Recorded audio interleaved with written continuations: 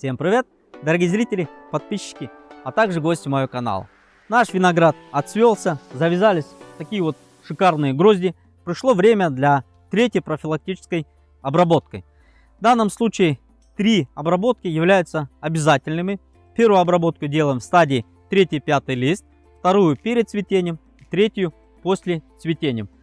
Почему называются профилактическими? Так как мы не ждем проявления различных болезней, а мы работаем наперед, как бы заблаговременно, то есть упреждаем. Это профилактическая обработка последняя системными препаратами.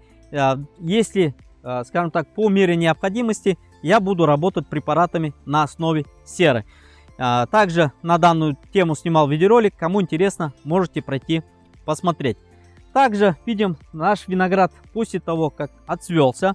Не забываем про полив нашего виноградника, так как 50%, около 50% всей влаги наше виноградное растение потребляет именно в этот период. То есть после цветения до момента начала созревания практически около 50% всей влаги наш виноград потребляет именно в этот период. То есть ягоды должны наливаться, наши листья должны активно работать, фотосинтез, чтобы набирать хорошее количество сахара. То есть не забываем и про полив. Также у меня полив осуществляется по капельным лентам. Я поливаю междурядья, так как корневая система нашего виноградника уже давно находится в междурядьях. Также в данную профилактическую обработку мы будем использовать, скажем, 3 препарата. Первый препарат от оидиума, второй от мильдию, третий от грызущих сосущих. Вы можете использовать различные препараты, но основное требование, чтобы препараты были оригинальными. Также не забываем про 4 правила профилактических обработок, когда на какие моменты нужно смотреть. Смотреть на прогноз погоды, на время в течение суток. Можете посмотреть, я и на данную тему тоже снимал видеоролик. Я от оидиума буду использовать такой препарат, как Falcon. В данном случае это прекрасный препарат от оидиума, 3-компонентный, хорошо работает. Я буду использовать в количестве 5 мл на 10 литров воды.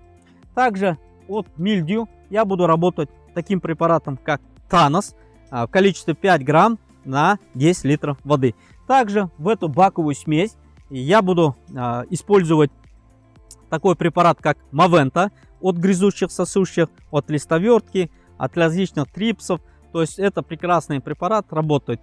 Также при использовании данного препарата у него характеристиках даны от 7,5 до 15 мл на 10 литров воды. Я использую 15 мл, то есть препарат хорошо работает и никаких ожогов или побочных эффектов я не видел.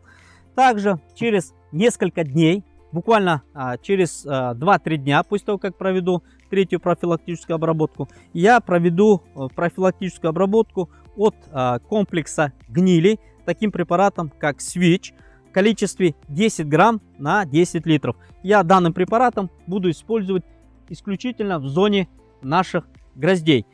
Также в характеристиках данного препарата смотрим на сроки ожидания. Я буду ее использовать 2 раза. И, скажем так, за 21 день до полного созревания я данный препарат перестану использовать. Также данным препаратом можно использовать на виноградных сортах с длительным сроком, скажем так, с поздним сроком созревания, для того, чтобы наши ягоды хорошо хранили зимний период. То есть профилактическая обработка препаратом Switch очень хорошо работает. Также не забываем про защиту, да, скажем, в данном случае я буду использовать полнолицевую маску 3M с угольными фильтрами. Она хорошо защищает как органы дыхания, так и полностью закрывает все наше лицо. Также я сегодня хочу рассказать о некоторых нюансах использования аккумуляторного опрыскивателя. Для кого-то, возможно, это не окажется новой информацией, а возможно, кто-то для себя подчеркнет что-нибудь новенькое.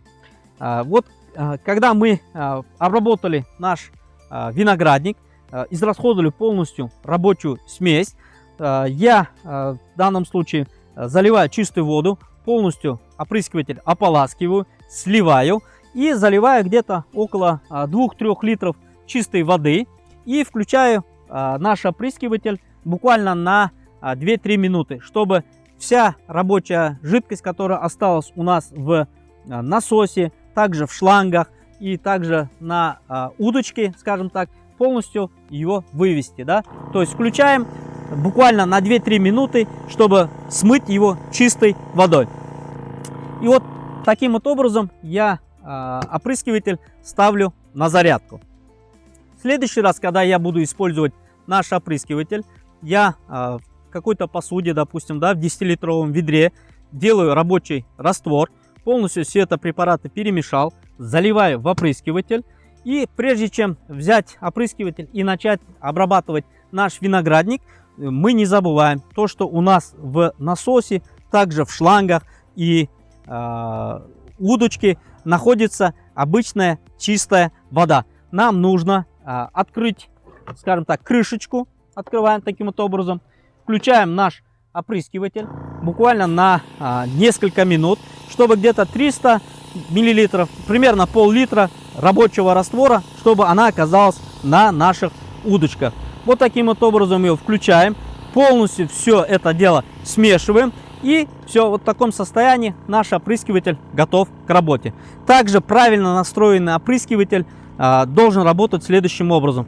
Когда вы включаете на, скажем так, педаль, да, должна жидкость идти, а когда вы педаль отпускаете, жидкость должна перестать работать. Вот он таким вот образом должна работать. То есть включили, работает, отпустили, перестал работать. То есть включили, работает, отпустили, перестал работать. Если вы после того, как педаль отпускаете, она у вас не перекрывается, значит здесь в механизме или манжет засорился, или же фильтр. Про эти моменты тоже не забываем, так как когда вы его отпустили, жидкость должна перестать идти. Это и комфорт вашей работы, также экономия рабочего раствора, и на вас, скажем так, в ненужный момент рабочий раствор не польется. Это все, что я хотел сегодня рассказать. Всем пока, до новых видео.